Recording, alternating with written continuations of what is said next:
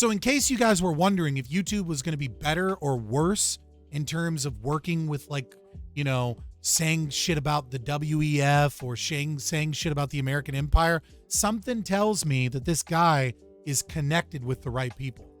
So I was a little more curious, right? And I was like, maybe I should look into, like, the board things and stuff like that. I was like, let me check out this guy's wife, right?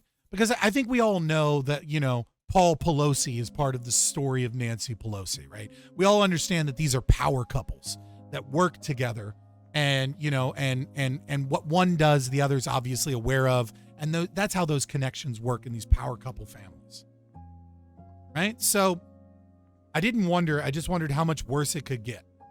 Well, worry no more, guys.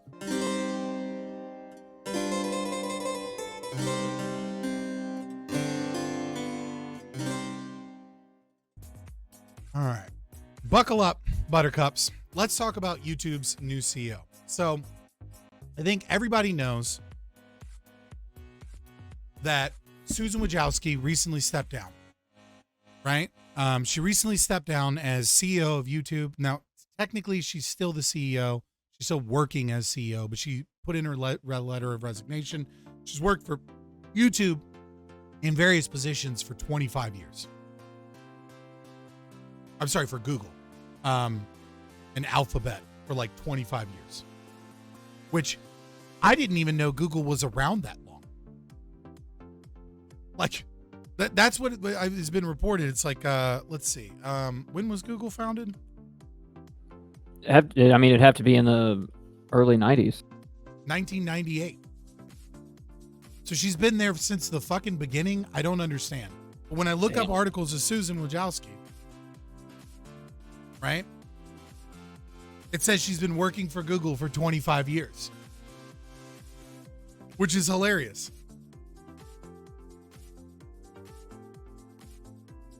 She worked as Google's first marketing manager in 1999. So 24 years. But I had no idea Susan had been like, when I was looking this up, I was like, there's no fucking way. I didn't even know Google was around that long. But no, it has been. It has been around since fucking 1998, and a year in, she's been working for Google. So, I mean, get in early. Right? I mean, like, talk about fucking getting in. YouTube was founded in her garbage IRC. Garage, man.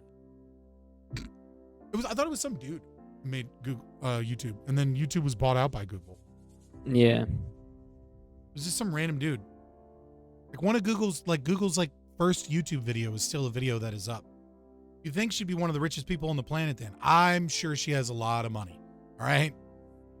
So she's stepping down. She's ready to give it all up, right? Her net worth is $765 million, actually. So, I mean, she's damn near a billionaire in terms of net worth. So, with that news comes the fact that we have, let me see, right here. So the Wikipedia article. So this is the guy, right? This is the new CEO. He's basically been working very closely with Susan for the last 10 years. Okay? He's an Indian American business executive who's the fourth and current CEO of YouTube. Right? I think she's still working at YouTube though. Like as CEO, like as in like an acting position or something. Regardless. So when you look into this guy, you find, like, if you just Google him, right? Let's just Google his name and like see what we get. This is the narrative that we get when we just like who is this guy, right? One of the things that I found that was like so funny, you get his Twitter, obviously. One of these, this one's great. So this is the only thing I'm not gonna share this with you. I apologize, Mark. But you'll be fine. So this is the media darling narrative of the new CEO of God damn it.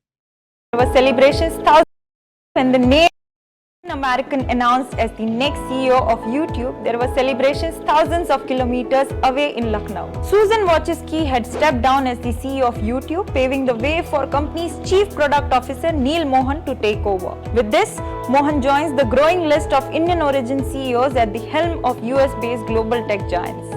His batchmates from St. Francis College, where he studied for 5 years, were euphoric about his achievement, remembering him to be a brilliant but shy boy. It fills us with a feeling of extreme pride and amazement that our classmate, who spoke really less and is hardly on any social media platform, will now be heading one of the biggest social media platforms, they said. Mohan, who has been a close eye of Wachowski for nearly 15 years, is recognized for his expertise in digital advertising space. He has also been credited with playing a key role in developing a number of Google's advertising products. He's a Stanford graduate and has also worked with Microsoft as a manager in corporate strategy. There you go, boys. So there's a lot of glowing, raving reviews of this guy. He's just an expert in marketing. Would you like a slushie? He's an expert in marketing. He's just, he's a genius. He's been working at Google for, 10, 15 years in various positions. So when you look at he basically got started in this company, DoubleClick, right? Which was later bought out by Microsoft, I believe. Who bought DoubleClick? Maybe it was bought out by Google. I can't remember. He worked in an advisory position in marketing for Microsoft for like 4 months, right? Is he an expert in censorship and shadow banning too? Oh, just wait. I don't want to bury I do want to bury the lead. I want you guys to discover this with me, right? So I'm like, okay, so this guy got started in a couple of businesses. They ended up getting bought out. He's a Stanford grad, so he's got all the right family connections, if you will. He's got the right university connections, and he's an Indian American. Aren't we so excited that another Indian American is taking over? And he's married to Heema Sareen Mohan. We'll get into his wife in a minute. Okay, let's lay off of the attacks on his family for just a moment, right? And let's move on, right, just to his LinkedIn profile. I wonder what his LinkedIn profile states. Oh my God, hold on.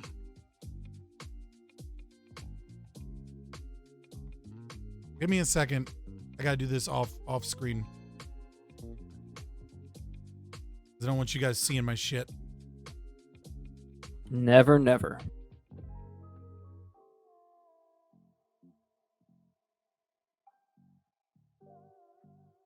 Oh my God, I have to figure out which one is orientated correctly. Someone's already using that email? Yeah. Of course it. God damn it. Hold on. Let me just Google it without logging in. Hold on. All right. The direct link is like log in.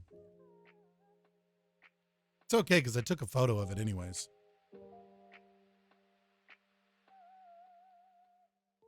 All right. So where does this guy get his start, right? So this is Neal Mohan.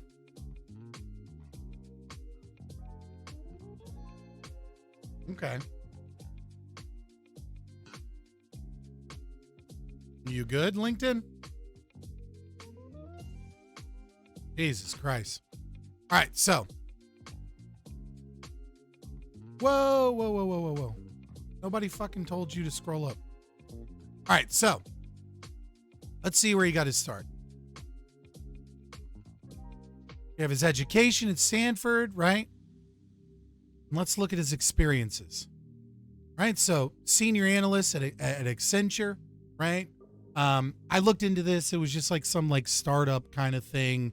And I think it like went into DoubleClick. So like, it's basically the same thing, right? So he's the vice president, DoubleClick. And then for 4 months, he was a part of corporate strategy manager at Microsoft. I feel like that might've been where he really started making his connections, right? WF member, maybe? Ooh, close. Very close. Senior vice president of strategy and product manager at DoubleClick. Then the board of directors, MMA Global. Then senior vice president of display and video ads from March of 2008 to 2015 at Google. Board of directors, IAB, member of the management board. And then here we have the two interesting present things. Neal Mohan is a current member of the Council on Foreign Relations, the new CEO of YouTube, He's on the Council of Foreign Relations. If you don't know what the Council on Foreign Relations is, these are one of the three people that actually run the world. Okay? You know, they have some stiff competition from, you know, the Bilderberg, the Council on Foreign Relations, and the Trilateral Partisanship Bipartisan Committee, or whatever the fuck it's called, right? And of course, you know, the World Economic Forum and the IMF and the United Nations and a lot of other things. They're coming up on their heels. World Economic Forum for sure coming up on their heels. But Council on Foreign Relations, okay, this is a group founded in 1921 by the Rothschild family. These individuals basically pick and choose all of the media personalities and all of the legacy media, and they have their fingers in every form of media that is in existence.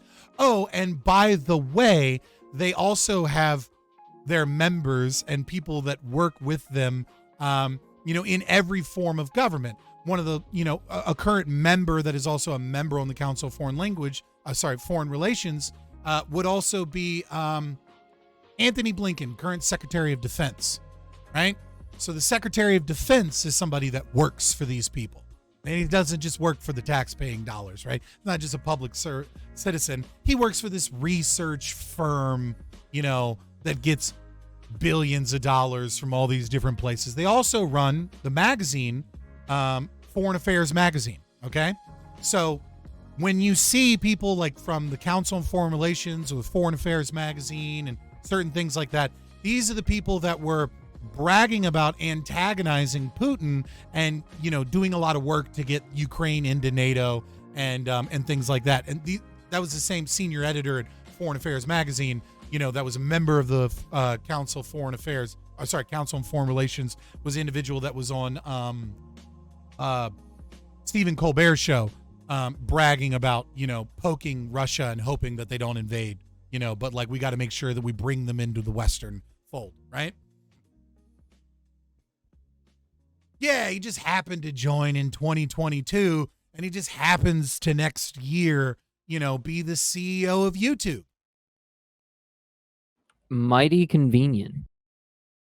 Doesn't work for an outside organization count as conflict of interest for cabinet members? No, he doesn't work for them, okay? Like, there's a revolving door between the Council on Foreign Relations and individuals in the State Department, right?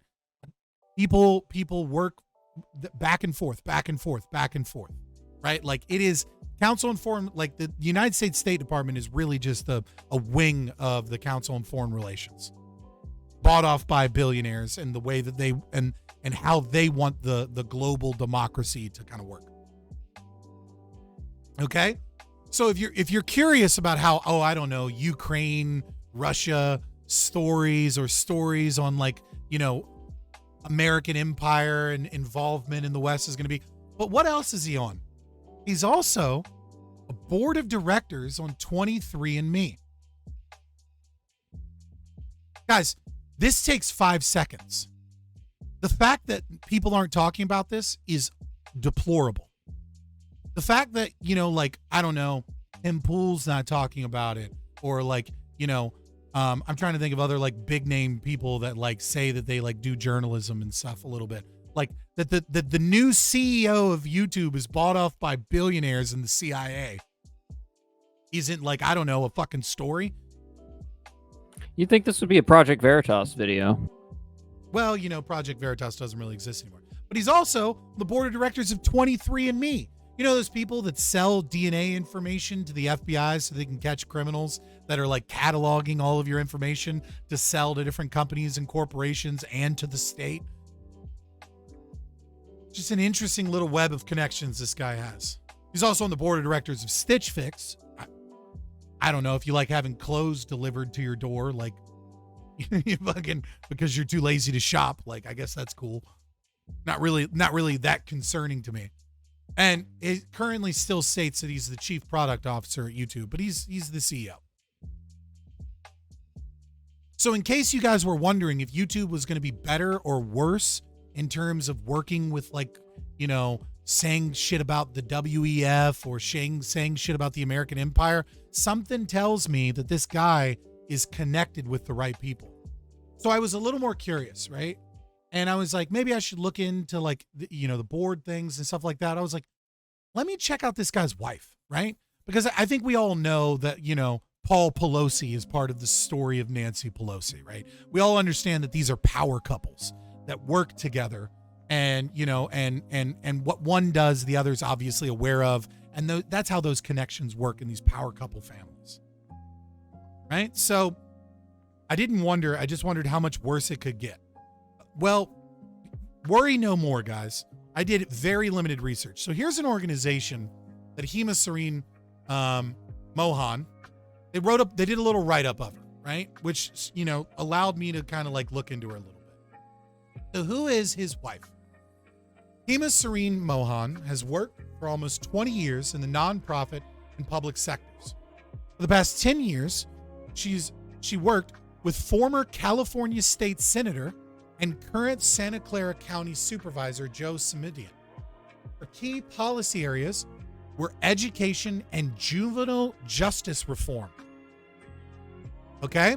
So already we have her working in politics, connected with California state senators, whilst your husband's the CEO of, a Silicon Valley, California, global tech company, right? So so I'm like, oh, maybe she has some connections in politics and stuff, right? Her key policy areas were education and juvenile justice reform. Oh, okay. So we got some juvenile justice reform. That ought to be interesting, right? I wonder if this is like a super woke person. I wonder if this guy's going to be politically non-biased when his wife is working for juvenile justice reform. While in the state Senate, she worked on the landmark state legislation to change the kindergarten entry age and create a new grade known as transitional kindergarten in California public schools. His wife's a groomer. She's one of these people that's actively trying to take children further away from their parents and get them into woke ideology in schools. I wonder how many parents got arrested for truancy of transitional kindergartners delinquency. Right. You better have your 4-year-old in school. How dare you not have your 4-year-old in school, spending time with them and loving them? They need to be in our indoctrination camps. But also, we need to have 5 years of paid maternity leave. Right? So she has a nonprofit organization. Heema's nonprofit experience includes 7 years at the Vera Institute of Justice, a New York-based nonprofit policy and research organization. So she worked at the Vera Institute of Justice. Oh, that's weird. New York-based nonprofit policy and research organization, where she created and directed a positive behavior support program for school-based police officers to use with students. And she worked on an alternative to detention program for immigrants facing deportation. She serves on the board of the Phillips Brooks School. Heema graduated with a bachelor's in political science from Hunter College and an MPA from Columbia University. Master's in public administration. Native New Yorker, she lived in the Pennsylvania. She has lived on the Pennsylvania for the past 10 years. She lives with her husband and 3 children. The peninsula? Oh yeah, on the peninsula. Oh, the New York Peninsula. That's a weird way of saying that. It must be a New Yorker way of saying it. Sounds like a Long Island thing. Well, I mean, the organization that did the write-up for her was Boys and Girls Clubs of the Peninsula. So it makes more sense. But I was misreading. I apologize. So let's take a look at like what this nonprofit that she got most of her experience has been doing, right? No, the Bay Area? I don't fucking know. It's all New York to me. It's all a bunch of fucking idiots that haven't left the fucking hellscape.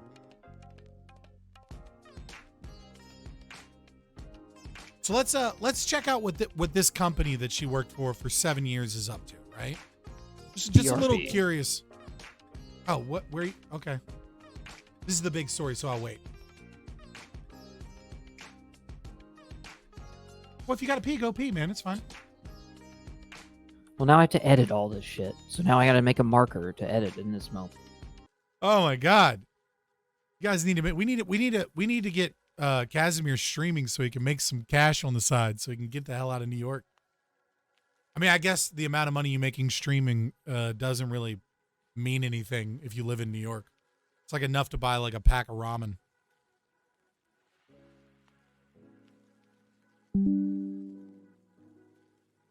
Oh, Casimir Pliskin.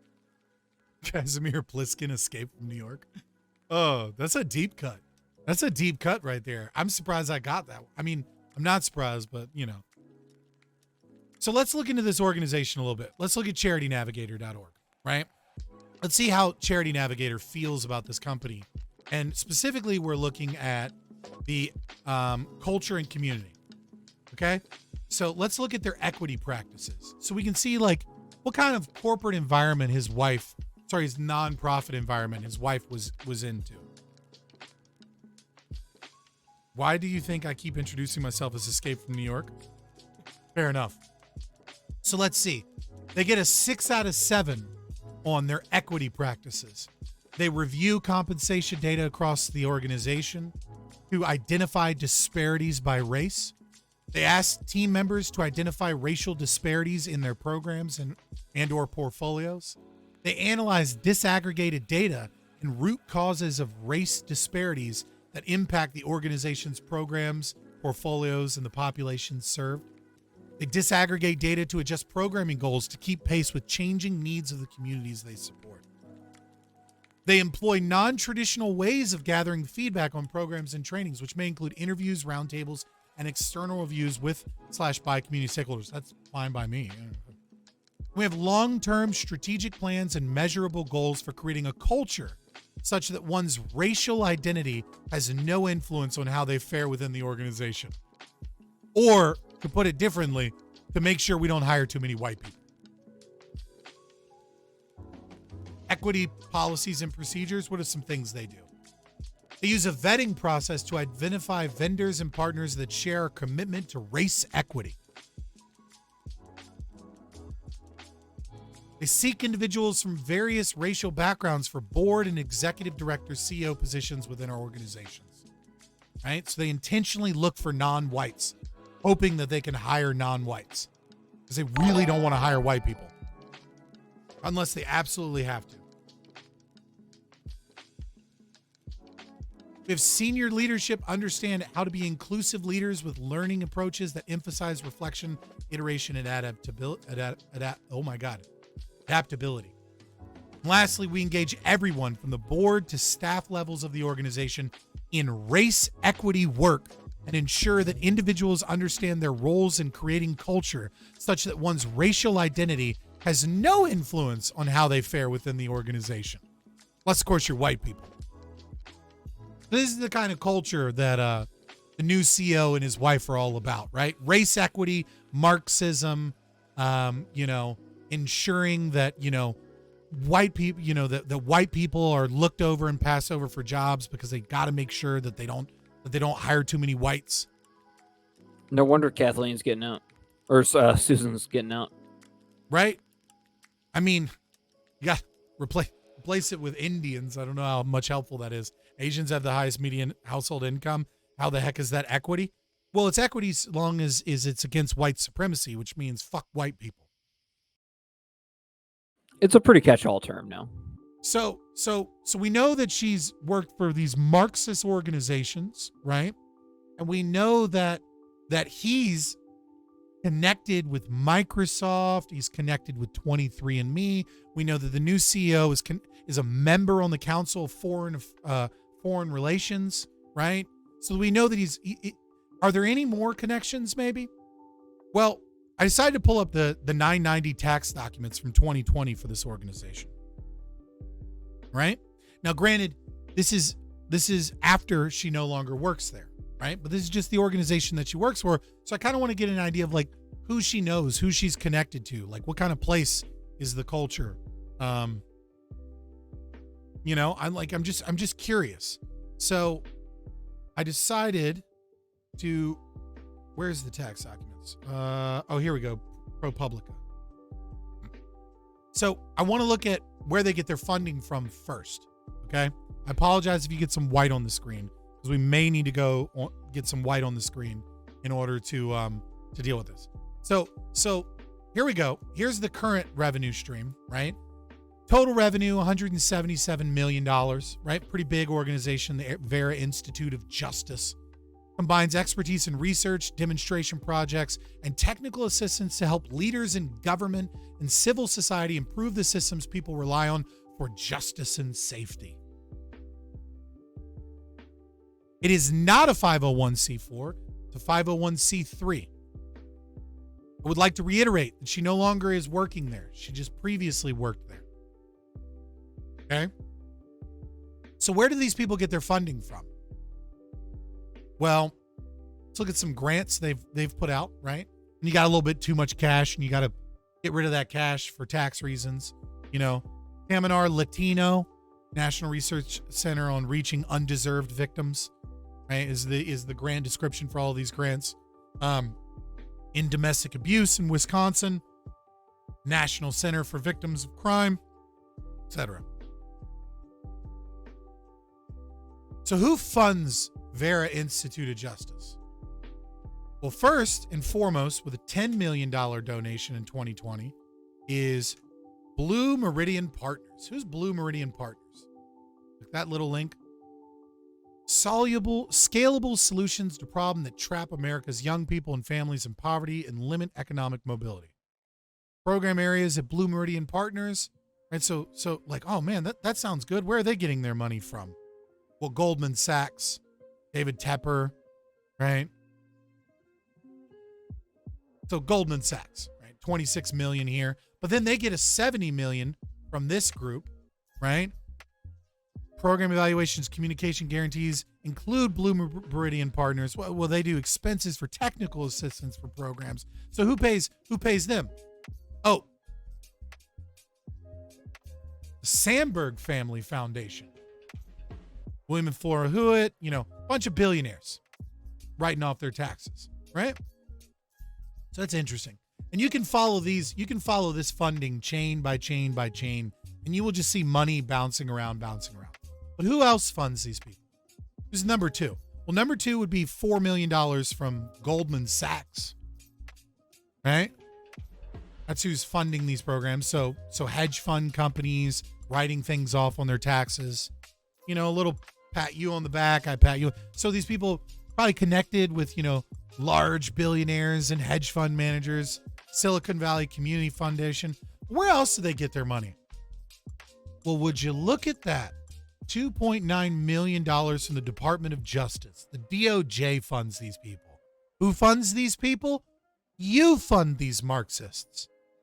These Marxists that are now, that are connected with billionaires and connected with Silicon Valley, where this woman got in her start into politics to, really help make sure your kids are getting into school at 4-year-old and 5 years old instead of 6 years old, to make sure they get their equity and their justice programs. Well, that's coming from your tax-paying dollars. You pay taxes, and then these millions of dollars for different types of federal grants go to these organizations that then aren't 501c4, but work to defend all of these illegal immigrants and these truancy situations and demand equity and inclusion within school systems. That's the tangled web that we have here. Oh, sorry, I'm not logged in. I'm not going to log in right now. But top 3 government grants right here already total over $4 million in taxpayer funds. So let's look at their 990 forms, right? I think it's time to go ahead and look at their last 990 filing. Okay? When we look at their 990, what do we see? The first thing we see is this is from 2020, I believe. Yes, 2019. I apologize. 2019 filing. But I mean the ending in June of 2020. So it's a 2019 filing, but it ends in June of 2020 into the fiscal year. Why would the DOJ fund anyone? That's not right. Welcome to the state, my guy. They just keep growing so that they can take more money, so that they can pay these people, so that they can put these people. Oh, I don't know, the Department of Justice funds this big, this nice little charity organization that this woman works with, who just, her husband happens to be, the chief product officer at YouTube, and, is on the pathway to success. And then she works in politics, and then he magically gets, becomes a member of the Rothschild organization, the Council on Foreign Relations. And then very quickly, Susan steps down and he becomes the new CEO of YouTube. Yay! What tangled little webs we weave. Guys, this didn't take me but like an hour or two to just do some Google and I was just curious. I was like, who's this new guy? Let's find out who this guy is. Nobody will talk about this. None of your favorite YouTubers have the balls to look into this shit because they don't want to fucking get a copyright strike on some dumb shit when they get attacked. Or because they're more worried about their fucking next podcast guest.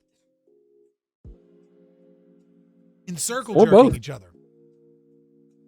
I mean, I think you're right. I think a lot of it is, fear of reprisal. I think a lot of it is just fucking, you get into a grind and you stop being hungry, and so because you're not hungry anymore, you just kind of regurgitate what the other people are following on Twitter. I do this all the time. I pay for Twitter Blue, and then I go to top articles and I'm like, what's everybody else talking about? Right? You know what I mean? And so we all end up talking about the same shit. All right, but let's look at this. Let's look at their contracting, right? Where's the contractors at? Where the fuck did your contractors go? Did I miss it? Should be is it part 12? Hold on. We're going to skip this for now. Yeah, here we go. Now let's zoom in. And don't worry, I will we'll highlight. All right. It's right here. WB Wood. I looked this up. This group paid almost $600,000 to order furniture.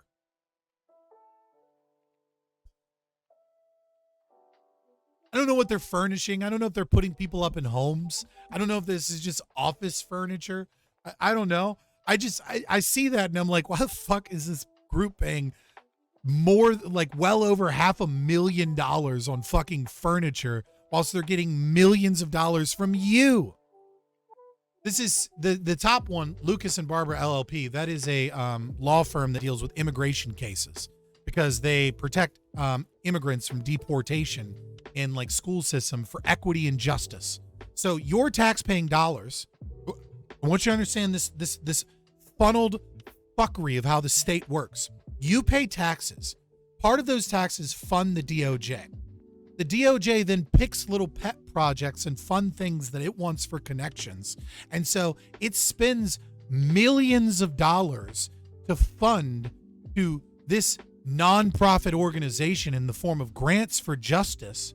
And then they spend nearly $1 million to take on cases on behalf of illegal immigrants to try and keep them from getting deported, whilst the state makes it illegal for them to be here. And then they spend millions, however much money they spend to have these court systems going.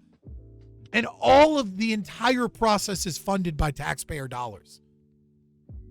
Both the defense of these illegal immigrants and these good Samaritan people and the fucking obviously, the justice system that we have are both fighting each other with your money.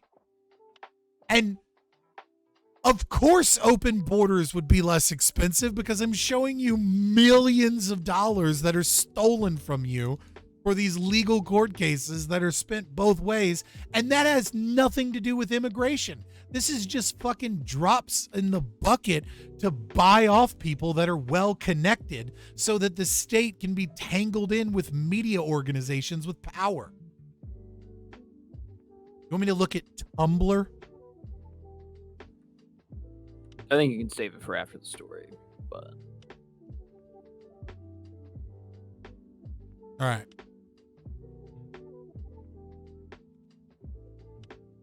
This right here, this $400,000 is another law firm. Okay. I don't know this one. I didn't look this one up. Let's look this one up real quick. Like I said, guys, I barely did any research. Like, And yet you already got this much. let's see. What is this? Oh, sorry. Legal services for immigrants as well. So this figure, and this figure. So 700,000, 500,000, 400,000. We're talking about $1.6 million in immigration services for this nonprofit, right? But this is getting millions of dollars from taxpayer funds. Thanks for the sub. Yeah, thank you. And then, of course, well over $500,000 for furniture. So I don't know. So I'm going to show you another red flag. I haven't looked into any of these names. Okay. I'm going to cut. Fair warning for anyone watching both on YouTube and Twitch. I'm about to turn dark reader mode off. So your screen is about to get very white. So I don't want to like blind you guys without warning you. Okay. All right. So I haven't looked into any of this. We're going to look at it on stream and just see who we find. But when the first page of part 7, okay, of any 990 is nothing but 1 hour employees with zero reportable compensation, this is what happens when you buy connections. These people are on this board, but they work less than an hour a week and they're paid nothing. These are people this is influence and connections and networking. This has nothing to do with work that they're doing. When you see 4 or 5 of them, sometimes that means that somebody is volunteering their time and is passionate about it, right? Or they're like a founder or something, and they pay them, they use the funds to travel and to do all the work that they need to do, and they do it as like a form of volunteer work, right? But when you have an entire page, 17, 18, 19, you have 20 employees that are being paid $0 and are working 1 hour or less per week. Something's weird there. Even more weird is that they've previously stated that they have 304 employees, okay? 20 of those are not being paid. Some of these people have to be working as volunteer work, and yet under Part 9, other salaries and wages, $22 million in wages. And yet, what do we have here? We have like 1.2 million for your entire board. Where the fuck is the other 21 million going? All these people, are all these 300 people making 6 figures? I don't know. I don't know what kind of work they're doing. It's just seems like I don't know, like maybe they're not like the most efficient with their money. I'm not accusing them of like embezzlement or fraud. I'm just saying they're not very efficient with their money, and you don't have to be when you have connections and you get millions of dollars from the Department of Justice. You can blow money on dumb shit.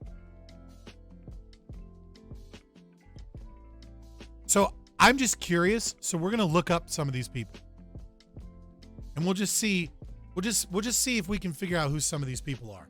It should be fun little game, right? Because I didn't have time to do it before stream. Founder and Chief Executive Officer of Lafayette Square, a national investment platform. All right, so a huge donor, right? National investment firm. So donors, people that money managers, people that move money around. All right, who's this Evan Goulman guy? I mean, I don't want to assume anybody's gender. This is a pretty woke company, so he's there at the Vera Institute of Justice here.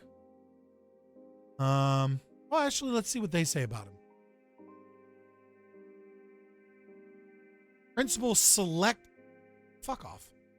Equity Group LP and member of the firm's management committee.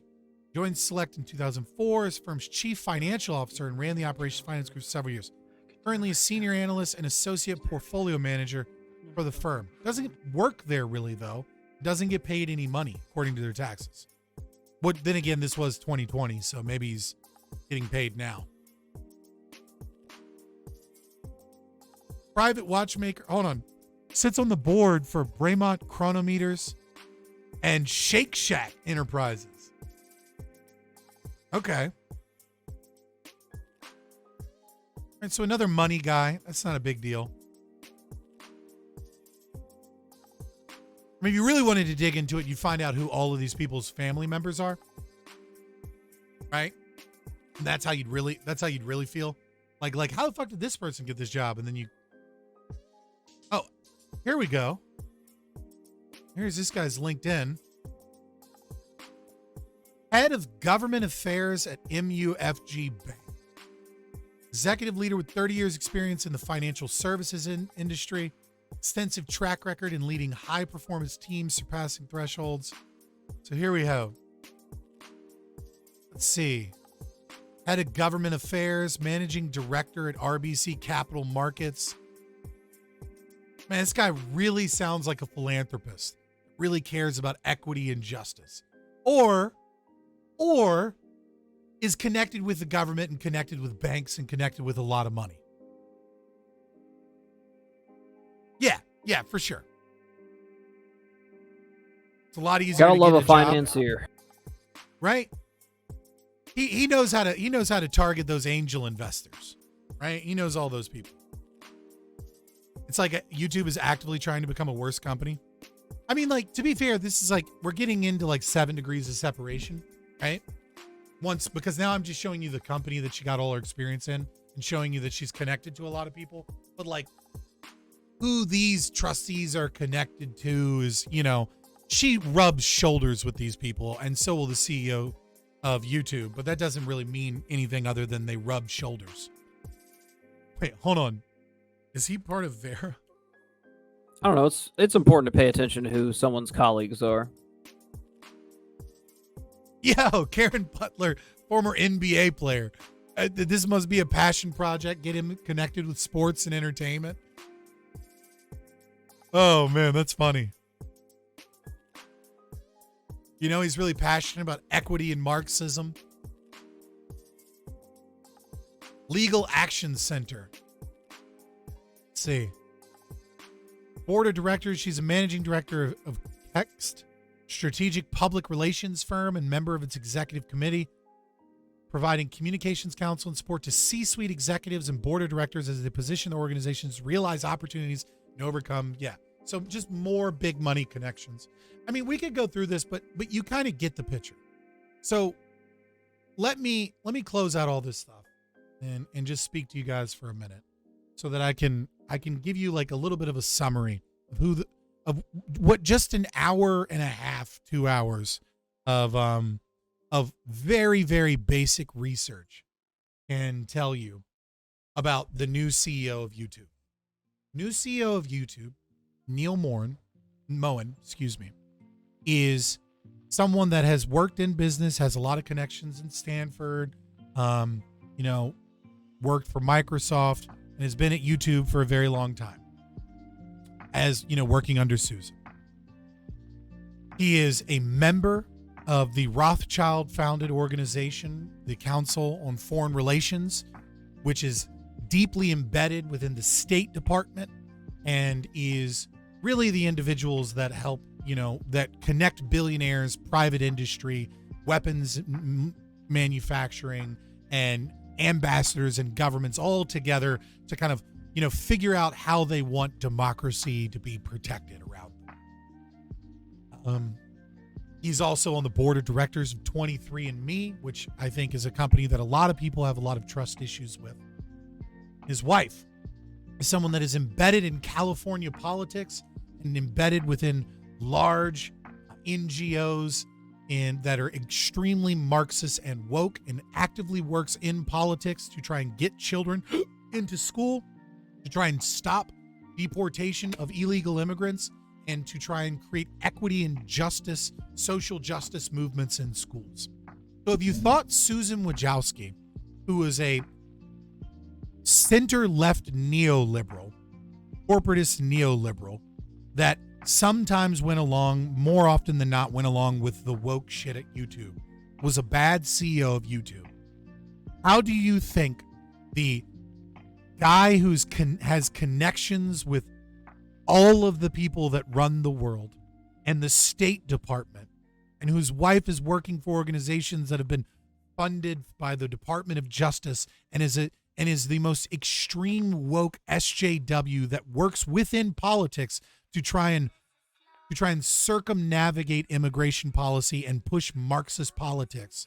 How do you think they, as a power couple, are going to run YouTube? Do you think it's going to be safer or less safe to go after Marxists? Do you think it's going to be safer or less safe to, I don't know, report on war and what the American empire is doing? Because I have this little weird opinion that this guy who, and I didn't even get into his crypto stuff because I need to do more research on that, but he's heavily involved in NFTs and cryptos and is a bull market crypto guy. And I guarantee you, if I peel back the layers, I'm going to find this guy pushing hard for CBDCs. It would be the least surprising thing you've said tonight. What do I think the first changes to make YouTube worse will likely be? Probably the YouTube Shorts will be more heavily censored and regulated because he's a big ad guy, and given his disposition and things like that, I can't imagine he's not going to be super heavy on the censorship. So I would imagine that like the fact that YouTube brought in paid revenue on YouTube Shorts means that they're going to be a lot more strict about YouTube Shorts censorship, so that they more adequately align with the narrative. If I had to guess, I mean, like, that's just throwing a shot in the fucking dark. Like, I don't know. I don't pretend to know. I have a feeling it's going to be some back end shit that we're not really going to know about, and probably may never know. Something we will have to know about is probably a restructuring of how monetization works on the content creators end. There's a couple drop down boxes you have to fill out. Harmful content, enabling dishonest behavior, firearms related content, swearing, and you have to, rate your video. And I have a feeling there's going to be some expansion to that system, and a new crackdown in that regard. Yeah, that sounds probably true. Probably be creator in shit more than you probably won't see it as much. I guess it'll be something like what Twitter did when Elon revealed how it all worked. That's probably how it already is. I mean, let me put it to you this way. Actually, you know what? You want to see the real power of censorship? I'm going to show you the real power of censorship. Thank you for watching. If you made it all the way through this video, then you've got to like, share, and subscribe. Over 70% of you watching aren't subscribed, and it really helps. We're live on Twitch every Monday through Thursday starting at 7 p.m. Eastern. And follow us on Twitter for more spicy libertarian takes. Finally, we all know that YouTube is a temporary place for dissidents. One day we'll upset the wrong journalists and be gone. Poof. But it doesn't have to be that way if you make sure to follow us on Rumble. Every video on YouTube is also posted to Rumble, and sometimes we exclusively stream there. Thank you for your time. All links are in the description below.